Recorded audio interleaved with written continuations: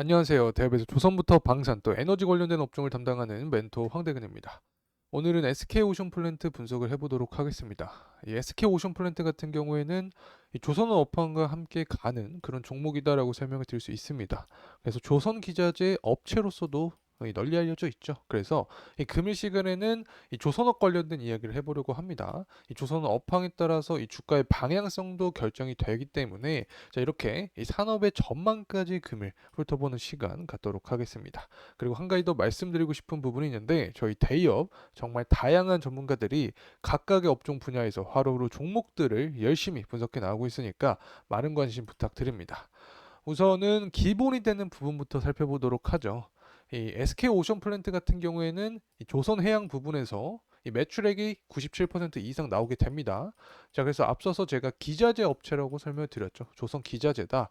그래서 조선업 업황이 좋아지면 그에 따른 사이클과 함께 주가가 상승하는 경향이 있다. 자, 이렇게 간단하게 말씀을 드립니다. 자, 이제 매출액과 영업이익에 대해서 좀 더 자세하게 살펴보도록 하면은 2022년부터 2023년까지 매출액이 가파르게 증가를 했습니다. 이 당시에 조선업이 호재성 이슈가 굉장히 많이 존재를 했었죠.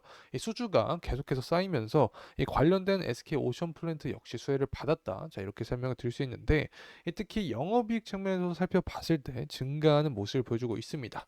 제가 매출액과 영업이익에서 뭐 다 알고 계시는 기본적인 사항이겠지만 이 주가에 좀 더 영향을 주는 부분은 영업이익이다라고 설명을 드렸는데 이 부분 다시 한 번만 이 참고로 말씀드립니다.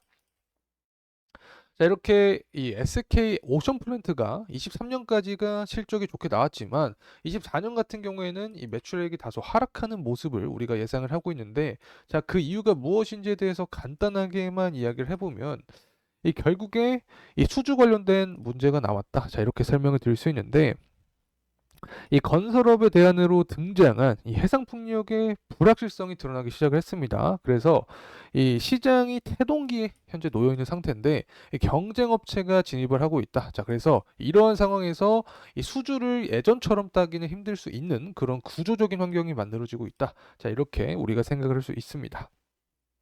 그래서 어찌됐건 이 지난해 4분기 실적을 보게 될 때 시장 기대치를 하회하면서 자, 이 부분을 통해서 실적 역시 하락에 대한 전망을 하고 있다라고 간단하게 말씀드립니다. 자, 이제는 대선 관련된 이야기를 하려고 하는데 뜬금없이 대선 일정이 나와서 놀라신 분들도 있을 거라고 생각을 합니다. 앞서 제가 어떤 말씀을 드렸냐, 이 조선업 업황과 함께 주가가 상승할 것이다라고 설명을 드렸죠. 기자재이기 때문에. 자, 그렇다면 정치적인 일정을 살펴봐야 됩니다. 자, 7월과 8월 같은 경우에는 전당대회가 존재를 합니다. 특히 현재 트럼프와 바이든의 지지율을 보게 되면 굉장히 막상막합니다. 그래서 이 유권자들의 지지율을 높이기 위해서 어떤 정치적인 이 제재를 가할 확률이 높다. 자, 여기서 항상 이용하는 국가가 바로 중국이죠. 그래서 중국을 제재할 확률이 높아집니다. 그래서 중국을 제재하게 되면 이 조선업 양강 체제가 중국하고 한국이죠. 그래서 이 한국 입장에서는 반사이익을 얻을 확률이 높다라고 설명을 드렸습니다. 현재 한국의 리스크 대부분이 이 중국에서 나오고 있기 때문에 이 중국을 제재를 하게 되면 한국 입장에서는 호재성 이슈가 존재할 수 있다. 자, 그래서 7월, 8월이 전당대회이기 때문에 대략적으로 2개월, 이 5월에서 6월 사이, 자, 이때쯤에는 이 제재성 이슈가 한 번 더 존재하지 않을까 개인적으로 생각을 하고 있습니다. 자, 이제 유가적인 측면 살펴보도록 하겠습니다. 유가 역시 계속해서 상승하는 모습을 보여주고 있습니다. 특히 중동과 러시아의 지정학적인 위험이 부각이 되면서 유가의 상승 압력을 유지를 하고 있는 상황인데 제가 어떤 말씀을 드렸냐? 24년 같은 경우에는 유가의 상방 압력이 더 강할 것이다. 자, 그 이유는 이 수급적인 측면에서 23년과 비교를 했을 때 더 타이트해질 것이기 때문에 유가에 대한 원유에 대한 수요 증가, 또 공급이 감소하면서 유가가 상승한다. 자, 이렇게 유가가 상승하면 조선업은 호재죠. 이 LNG에 대한 수요가 증가하기 때문에 호재인데 그렇다면 조선업 주가가 상승할 수 있고 이 조선 기자재 역시 상방에 대한 모멘텀이 강하게 존재할 수 있다. 자, 이렇게 말씀을 드립니다. 자, 이제 철광석 가격에 대해서 좀 이야기를 해보려고 하는데 이 철광석 가격 자체는 또 후판 가격과 연관이 있습니다. 후판 가격은 조선업 제조원가의 20%에서 30%가량을 차지하고 있죠. 자, 그래서 철광석 가격이 하락하고 있는 현재 상황은 후판 가격을 하락시키는 근원이 될 수 있다. 자, 이렇게 말씀드릴 수 있고 후판 가격이 하락하게 되면 비용이 감소하니까 다시 한번 조선업은 좋아집니다.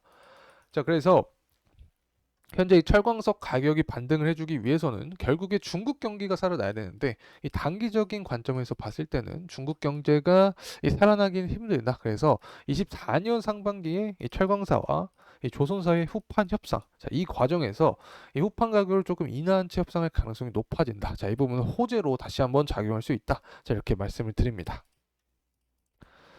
자, 그래서 앞서서 말씀드렸던 부분이죠. 결국에 철강업체와 조선업체가 호판에 대한 협상을 하는데 철강석 가격이 하락을 하고 있기 때문에 조선업 입장에서 좀 더 유리하게 끌고 가지 않을까. 그래서 이 부분이 이 기자재 업체에게도 호재로 작용한다. 자, 이렇게 말씀드립니다.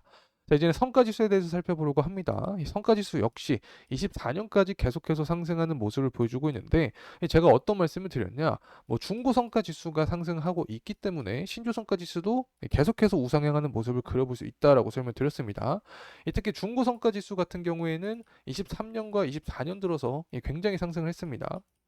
자, 이 부분은 우리가 도크를 좀 생각을 해볼 수 있는데 이 조선업이 굉장히 호재였죠. 그래서 이 도크가 꽉 차 있는 상태입니다. 그래서 도크가 꽉 차 있기 때문에 이 자연스럽게 중고 선박에 눈을 돌릴 수밖에 없었다. 그래서 중고 선박에 대한 수요가 증가를 하니까 당연히 이 성과 지수 역시 상승을 하게 된다. 자, 이 부분은 이 신조 성과 지수도 유발하게 되고 상승을 유발하게 되고 이 신조 성과 지수의 상승은 결국에 주가 상승을 끌어올리는 요소가 된다. 자, 이렇게 말씀드렸습니다.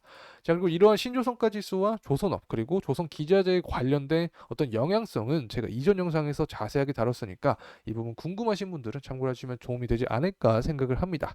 자, 이상으로 금일 SK 오션플랜트에 대한 기본적인 내용들 담아봤는데 투자에 도움이 되셨다면 구독과 좋아요 한 번씩 부탁드리겠습니다. 끝까지 시청해 주셔서 감사합니다.